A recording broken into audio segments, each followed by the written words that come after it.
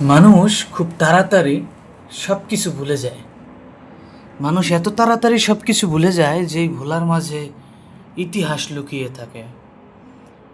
যারা আমাদেরকে 2024 সালে নতুন একটা দেশ উপহার দিল, যারা আমাদেরকে 2024 সালে নিজেদের জীবনকে বাজি রেখে স্বৈরশাসক ফ্যাসিস্ট সরকারের হাত থেকে দেশকে, দেশের মানুষকে রক্ষা করলো, সেই ছাত্রদের ভুলে গেছি। কার হাত নাই, কার পাও নাই, কার চোখ নাই, এগুলো আমরা দেখতে পাই না এখন। এদের ভিডিও যদি আমাদের সামনে আসে, আমরা এড়িয়ে চলি। এটাই বাস্তবতা। এদেরকে আমরা রক্ষা করতে পারতেছি না। শহীদ উসমান হাদি ভাইকে শহীদ করা হইল, তাকে গুলি করে হত্যা করা হইল, অথচ সেই খুনি দেশের থেকে পালাই যাইতেছে। এটা দেখেও না দেখার ভাব ধরল। প্রশাসন সন্ত্রাসীর পক্ষে গেল। অসংখ্য রাজনীতিবিদ সেই সন্ত্রাসীকে সাপোর্ট করলো, কিন্তু দেশকে সন্ত্রাসী মুক্ত হতে দিল না।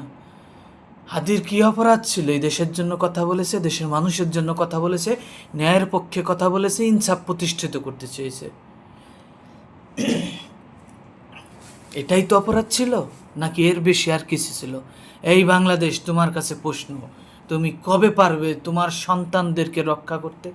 এই বাংলাদেশ, তোমার কাছে প্রশ্ন, তুমি কবে তোমার সন্তানদেরকে রক্ষা করে স্বাধীনভাবে নিজ দেশে বসবাস করতে দিবে?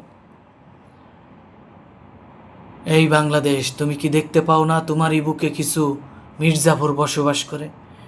তারা রাজনীতি করে, সৎ পথে যারা চলতে চায়, যারা ইনসাফ প্রতিষ্ঠিত করতে চায়, তাদেরকে দুনিয়ার থেকে বিদায় করে দেয়।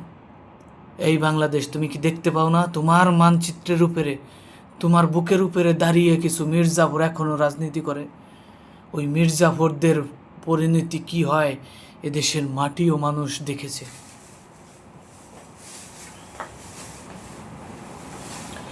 হাদিকে যারা হত্যা করেছে তারা ভেবে গিয়েছে হাদিকে হত্যা করে ক্ষমতায় চলে যাব, কিংবা ক্ষমতা দখল করে রাখবো, কিংবা প্রতিবাদ করার মানুষগুলোকে থামিয়ে দেব। না, ভুল। হাদি থেমে যায় না, হাদি জেগে ওঠে। হাদি বারবার জেগে ওঠে, গজরে ওঠে। হাদি যখন কথা বলে বিদ্যুৎ চমকায়, গজরে ওঠে, বজ্রপাত হয়। ঠিক তখনই একজন মা নতুন একজন হাদিকে জন্ম দেয়। হাদি যেদিন মারা গিয়েছে সেদিন থেকে যত সন্তানের জন্ম হবে, সব সন্তানই হাদি হয়ে উঠবে ইনশাআল্লাহ।